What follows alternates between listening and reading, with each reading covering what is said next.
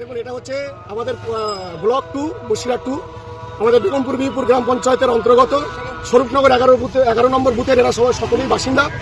হঠাৎ করে কালকে আমরা দেখছি রাত 11:30টার দিকে নির্বাচন কমিশনার তার কিছু আমাদের 11 নম্বর পার্টের ভোটার লিস্ট তিনি পার করলেন। আমরা দেখলাম যে 1193 ভোটারের মধ্যে 508 জনকে তারা হঠাৎ করে রাতারাতি তারা আউট করে দিল। আমাদের এখানকার মানুষ, সাধারণ খেটে খাওয়া মানুষ, মহিলারা মানুষ, তারা সবাই আতঙ্কগ্রস্ত। আমরা যেখানেই যাচ্ছি সেখানে কোনো নিরাপত্তাভাবে কোনো রকম কোনো কথা বলতে পারছে না।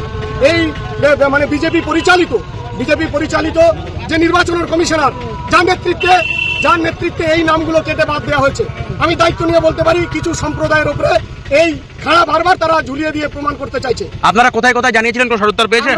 আমরা আপাতত ব্লক স্তরে আমরা জানিয়েছি, আমাদের যে এই ইয়ারও তাদের সঙ্গে কথা বলেছি, আমাদের যিনি সুপারভাইজার ছিলেন তার সঙ্গে কথা বলেছি, এবং যারা দায়িত্ব এই ভোট প্রক্রিয়া এসআইআর নিয়ে যারা দায়িত্ব নিয়েছিলেন তাদের সঙ্গে কথা বলেছি।